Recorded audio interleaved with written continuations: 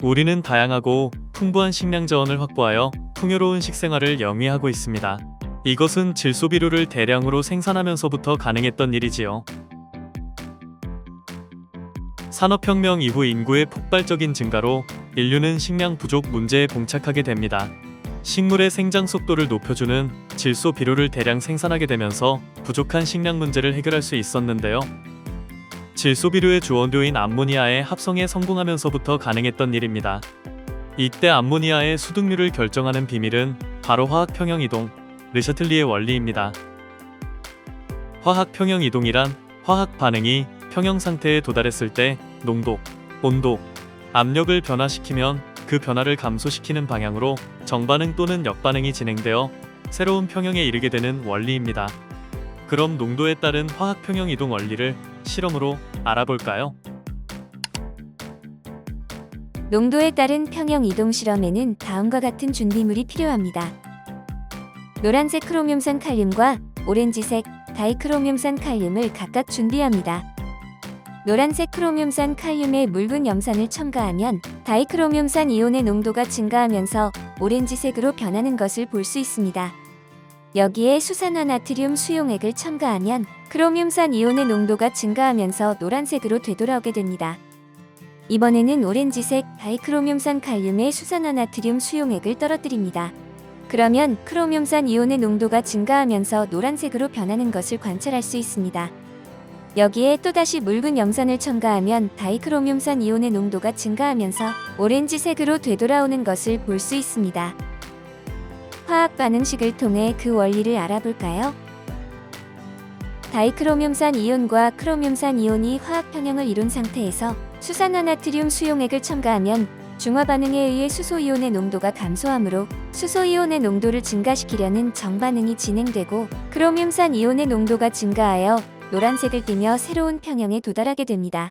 이 상태에서 염산을 첨가하면 수소 이온의 농도가 증가하므로 수소 이온의 농도를 감소시키려는 역반응이 진행되고 다이크로뮴산 이온의 농도가 증가하여 오렌지색을 띠며 새로운 평형에 도달하는 것이지요.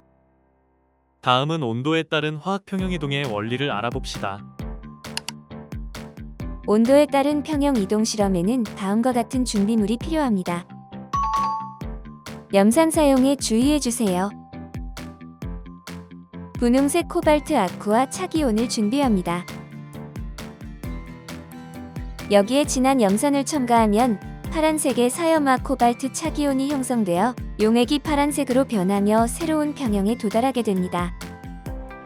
이때 각각의 시험관을 얼음물과 뜨거운 물에 담궈 놓은 후 용액의 색 변화를 관찰합니다. 얼음물에 담겨있는 시험관은 분홍색으로, 뜨거운 물에 담겨있는 시험관은 더 진한 파란색으로 색깔이 변한 것을 확인할 수 있습니다. 이제 비커에서 시험관을 꺼내 서로 바꿔줍니다. 분홍색 시험관은 뜨거운 물에서 사염화 코발트 착이온을 더 많이 형성하면서 파란색으로 변하고, 파란색 시험관은 얼음물에서 코발트 아쿠아 착이온을 더 많이 형성하면서 분홍색으로 변하게 됩니다. 화학 반응식을 통해 그 원리를 알아볼까요? 코발트 아쿠아 착이온에 진한 염산을 첨가하면 염화이온의 농도가 증가하여 염화이온의 농도를 감소시키려는 정반응이 진행되고 파란색 사염화 코발트 착이온이 생성되며 화학 평형에 도달하게 됩니다. 이 용액을 얼음물에 넣어 온도를 낮춰주면 온도를 증가시키기 위해 발열 반응이 진행되고 코발트 아쿠아 착이온의 농도가 증가하여 분홍색을 띠게 됩니다.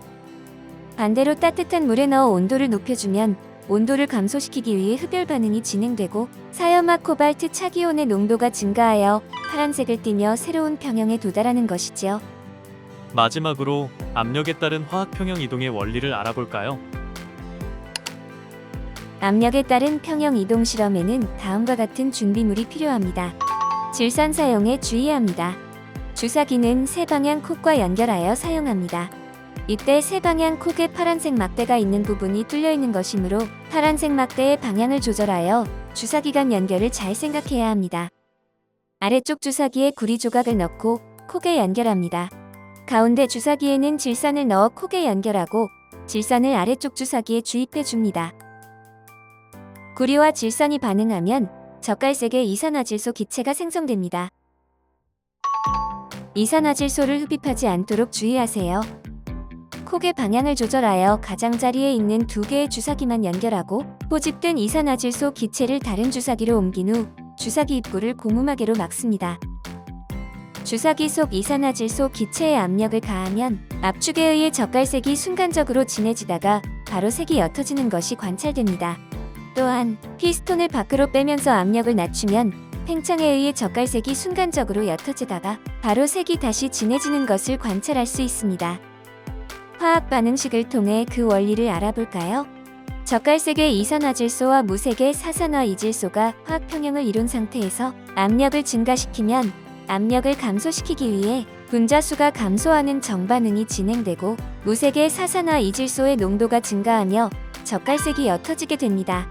반대로 압력을 감소시키면 압력을 증가시키기 위해 분자수가 증가하는 역반응이 진행되고 젓갈색의 이산화질소의 농도가 증가하여 색이 진해지며 새로운 평형에 도달하게 됩니다. 우리는 화학 평형 이동을 어디에 활용할 수 있을까요? 암모니아의 수득률을 결정하여 농작물의 생장 속도를 높일 수 있습니다. 암모니아 합성 반응은 분자수가 감소하는 발열 반응이므로 반응 용기가 견딜 수 있을 정도의 높은 압력과 반응 속도가 느려지지 않을 정도의 낮은 온도를 유지하여 수득률을 높입니다. 또한 의약품의 수득률을 결정하여 인류의 질병 치료에 기여하고 있습니다.